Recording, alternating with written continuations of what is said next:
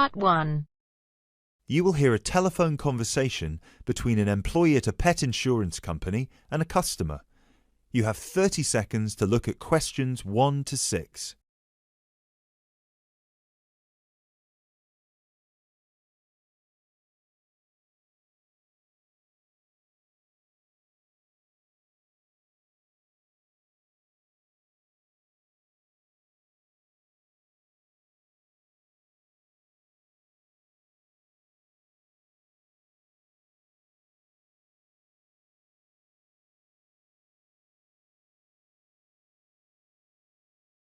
Pet Protect UK, how can I help? Oh, hello there. I'm calling to inquire about your pet insurance plans. Of course, just give me a second, please. Sure.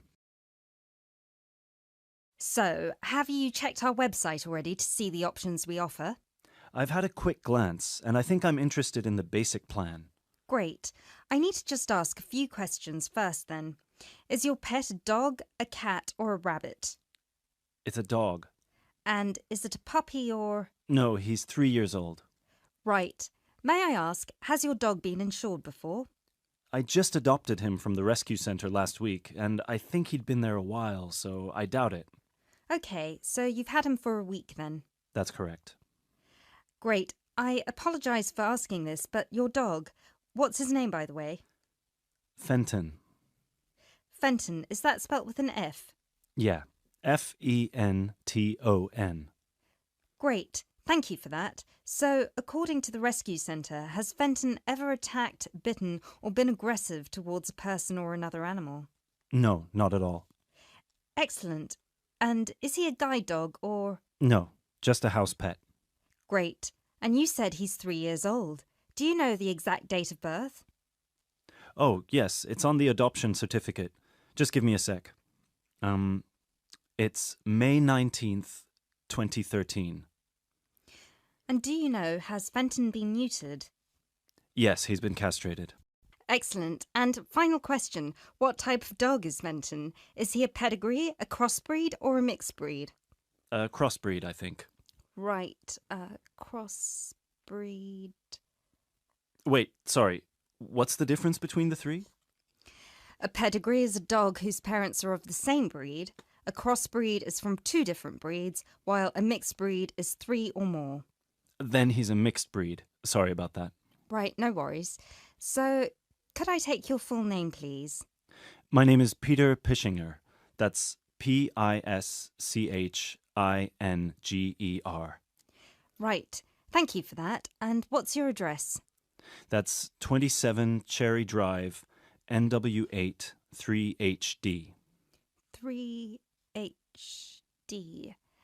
And finally, a telephone number, please. 020-3634-7957. Thank you.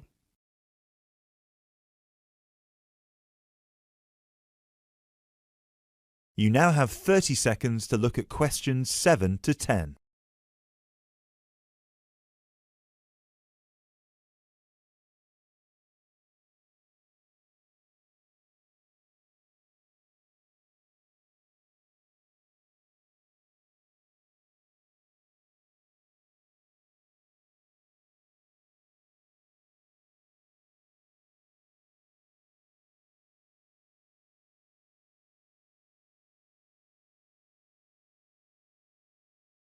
Now, you said you were interested in the basic plan. Is that correct?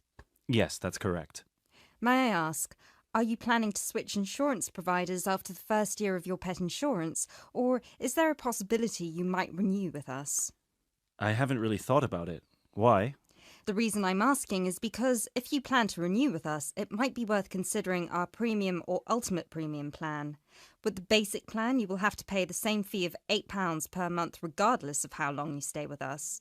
If you choose one of our other 2 plans, though, you will receive a discount for the first 6 months. You'll only have to pay £12 for premium and £15 for ultimate. And then, depending on your circumstances, you might be eligible for further discounts after your first year, depending on how many expenses you claim. If you claim less than £300, you'll have to pay the same as for the basic plan, but receive the cover provided by the premium plan. Huh. Is that something you might be interested in? I'll have to think about it. Is it possible to switch to one of the other plans later on? Yes, of course. You can always upgrade. Let's stick to the basic plan for now then, and then I might call you back to switch. No problem. So, what happens now? Well, first we would need you to come over with little Fenton so we can have a look at his documents and medical history. We'd also need you to get him to the vet for a quick checkup. All of this is standard procedure before we can proceed with the insurance plan. And then, when all that's done, you can either set up a direct debit in person, or you can call us back and do it over the phone. Right. And the basic plan will cover... Well, the basic plan covers veterinary fees, obviously, plus a few more things such as boarding costs, loss by theft or straying, advertising and reward, death by accident or illness. You can find a comprehensive list on our website, or I could forward it to you via email if you prefer. Thanks. I'll check the website. No problem. So, shall we book you an appointment so you can come over?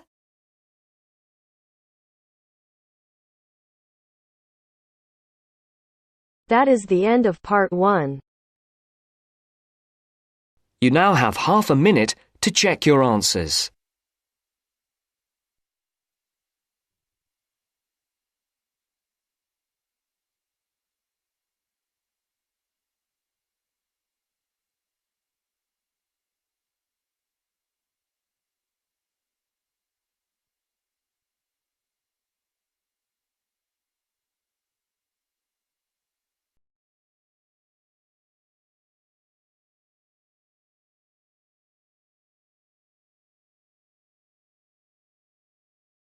Now turns to part 2.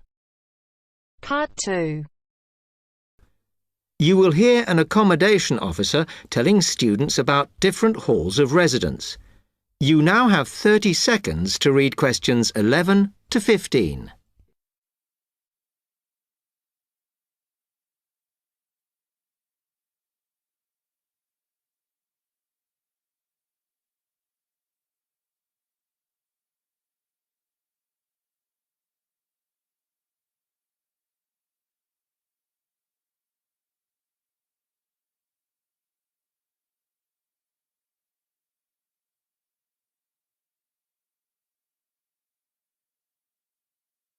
Good afternoon, and welcome to Stanton University. I'm here to tell you about the various halls of residence we have available, should you choose to come here.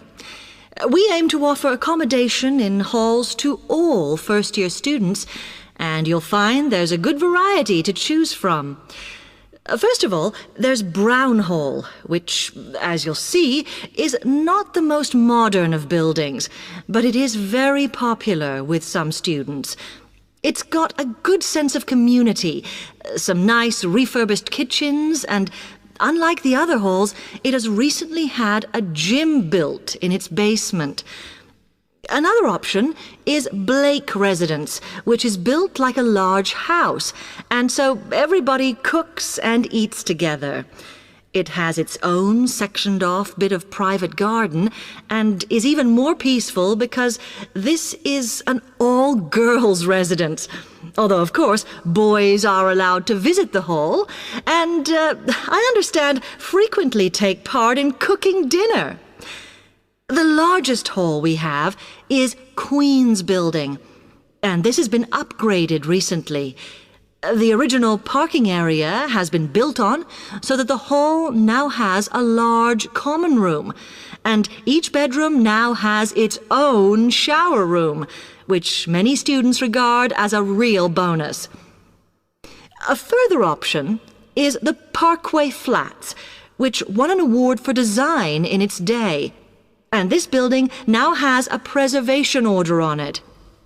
This has meant that only a limited amount could be done to upgrade it, and the surrounding area is important, so parking is not permitted around the flats.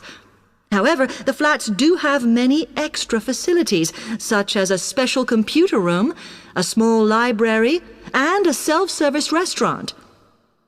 The cost of breakfast, lunch, and dinner is covered in the fees for this hall, so it does look a bit more expensive. The last residence we can offer you is Temple Rise, which again is slightly more expensive than other halls as the rooms are larger. This has got very lovely views across to the coast, and this more than compensates for the fact that bathrooms here are shared between 6 students. However, the hall has domestic staff who clean the rooms once a week, so this is perhaps an attractive option for the messier amongst you. You now have 30 seconds to read questions 16 to 20.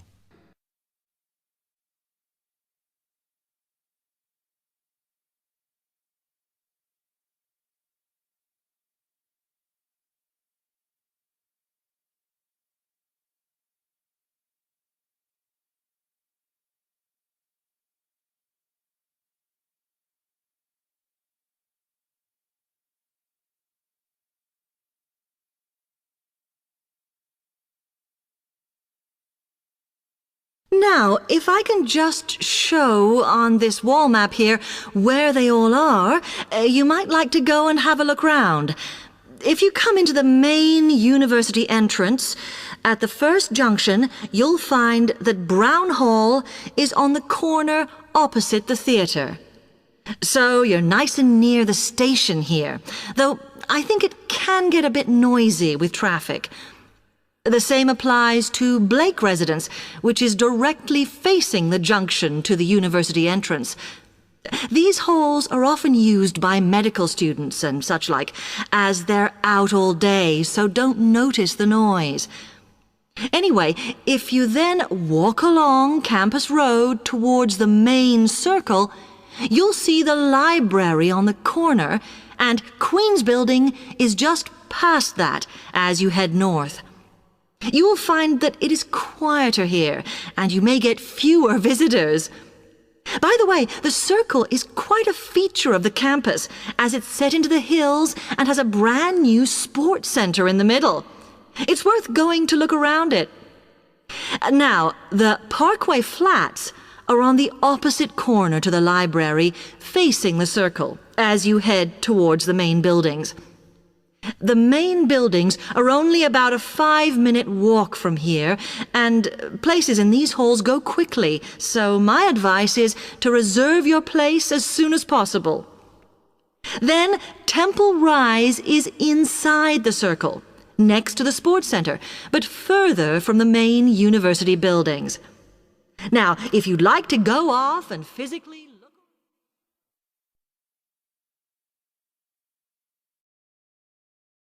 That is the end of part 2.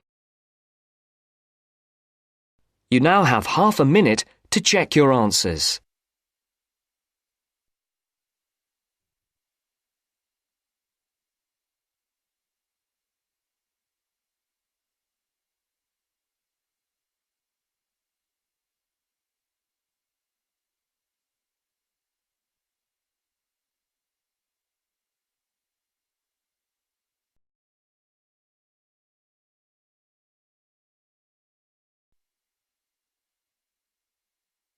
Now turns to part 3. Part 3. You will hear a conversation between 3 students who are preparing a presentation. First, you have some time to look at questions 21 to 25.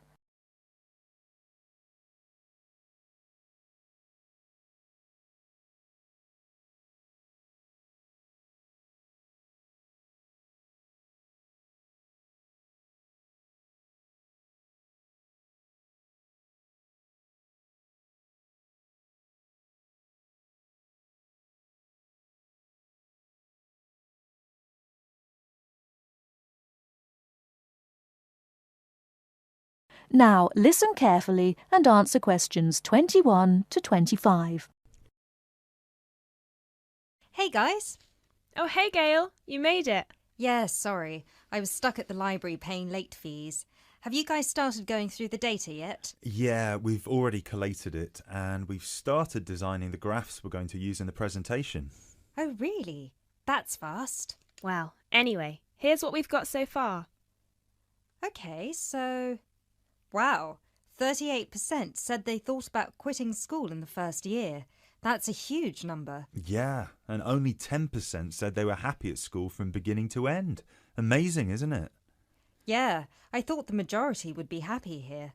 Well, just remember that about 30% of the school population are foreign students, and from the UK students, only 2% are actually from the area. So, I guess it makes sense that people would miss home. Yeah, but to want to actually quit school. Well, they didn't want to exactly, they just thought about it.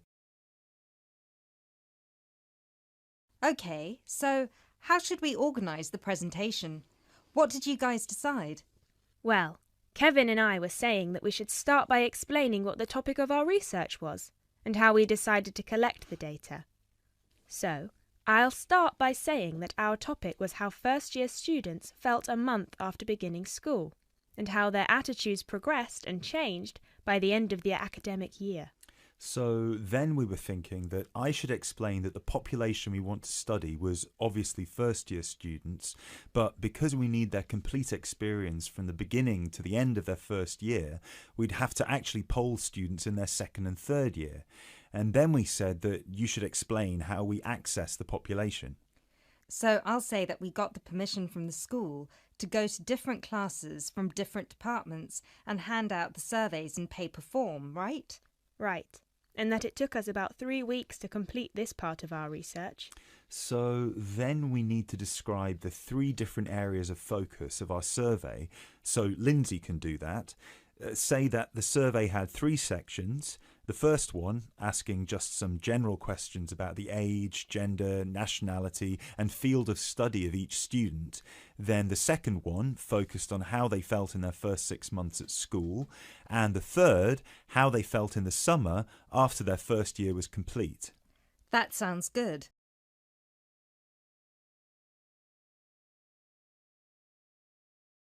You now have 30 seconds to look at questions 26 to 30.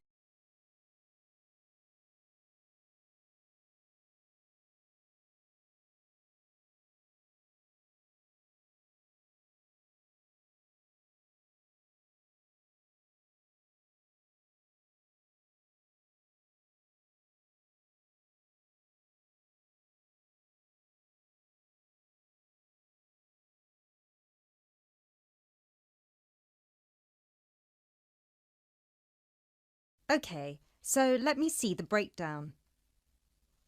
Okay, so we've got an equal distribution of boys and girls. That's good. Almost equal. 51% of the participants were boys, the rest were girls. Right, and 70% of the participants were British, while the other 30% were... 10% were from America and Asia, 2% were from Africa, and 18% were European. We had a small number of Australians as well, 0.03%, so I guess Europeans were 17.97% if you want to be precise. Which we should. Anyway, and obviously the age was all 20 or 21, with a few 19-year-olds. Only about 5%. No, wait. 4%. Right? No, it's 5%. Look. Right. Okay, so Lindsay will describe the 3 sections, and then you, Kevin, you'll describe the demographic and geographical breakdown, and You can start with the graph, and then we'll all explain the data together. Right, so we'll put this graph up on the board and explain that most students experience some form of homesickness or mild depression in the beginning of their course. But we need to point out that by the end of the year, it was only 5% that still felt like quitting school. Yeah, but remember that we didn't actually have the opportunity to interview or poll any of the students who left school, so the information we have only relates to current students, and those numbers might be bigger in reality. Yeah, I guess we need to mention that. But we did check the dropout rate for the last 2 years, and it was very low, so at the end of the day, the numbers can't be much bigger. Yeah. Anyway, so after we explain the data and we show the 3 graphs with the background information and the responses for 6 months and 1 year, we should spend some time also talking about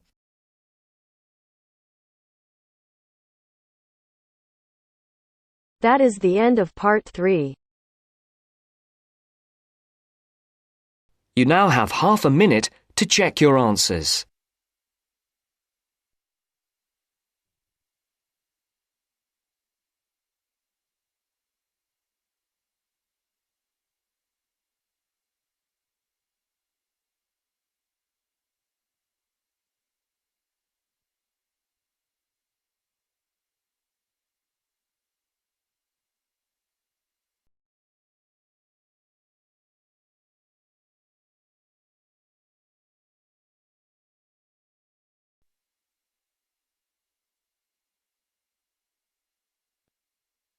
Now turns to part 4. Part 4. You will hear a speaker giving a talk about some recent research about unusual life forms. First, you have some time to look at questions 31 to 40.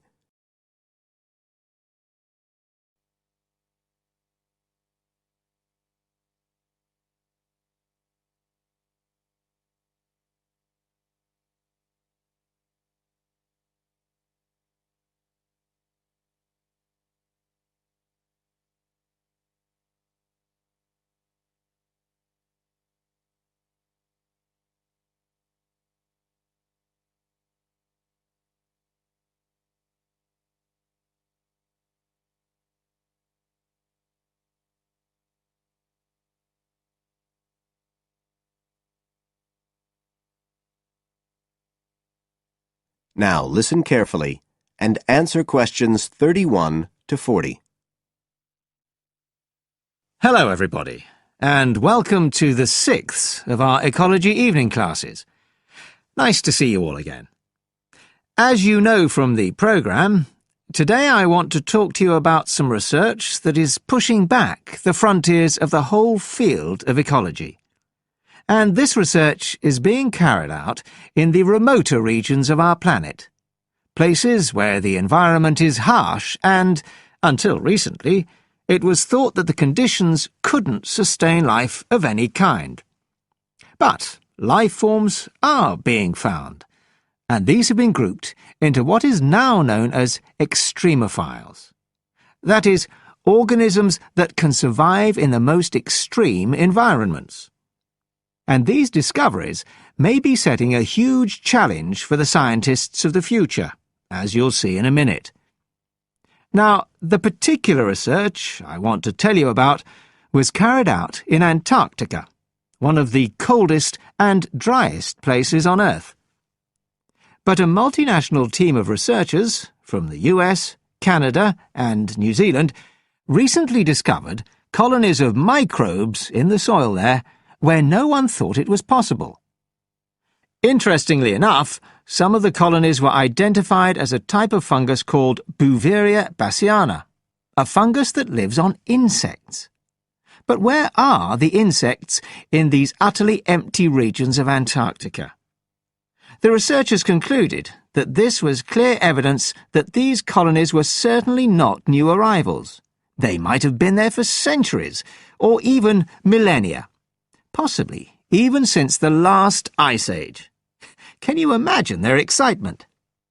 Now, some types of microbes had previously been found living just a few millimetres under the surface of rocks, porous Antarctic rocks. But this was the first time that living colonies had been found surviving, relatively deeply in the soil itself, several centimetres down, in fact. So, the big question is, how can these colonies survive there? Well, we know that the organisms living very near the rock's surface can still be warmed by the sun, so they can survive in their own microclimate. And this keeps them from freezing during the day. But this isn't the case for the colonies that are hidden under the soil.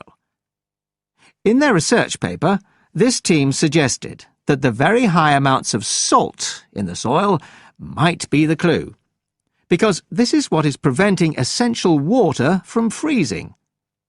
The team found that the salt concentration increased the deeper down they went in the soil. But while they had expected the number of organisms to be fewer down there, they actually found the opposite. In soil that had as much as 3,000 parts of salt per million, relatively high numbers of microbes were present, which seems incredible. But the point is that at those levels of salt, the temperature could drop to minus 56 degrees before frost would cause any damage to the organisms. This relationship between microbes and salt, at temperatures way below the normal freezing point of water, is a really significant breakthrough. As you all know, life is dependent on the availability of water in liquid form, and the role of salt at very low temperatures could be the key to survival in these kinds of conditions. Now, the process at work here is called supercooling, and that's usually written as one word, but it isn't really understood as yet, so there's a lot more for researchers to work on. However, the fact that this process occurs naturally in Antarctica may suggest that it might occur in other places with similar conditions, including on our neighbouring planet, Mars.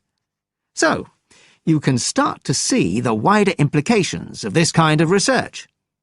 In short, it appears to support the growing belief that extraterrestrial life might be able to survive the dry, cold conditions on other planets after all. Not only does this research produce evidence that life is possible there, it's also informing scientists of the locations where it might be found. So all of this might have great significance for future unmanned space missions. One specialist on Mars confirms the importance of the That is the end of part 4. You now have half a minute to check your answers.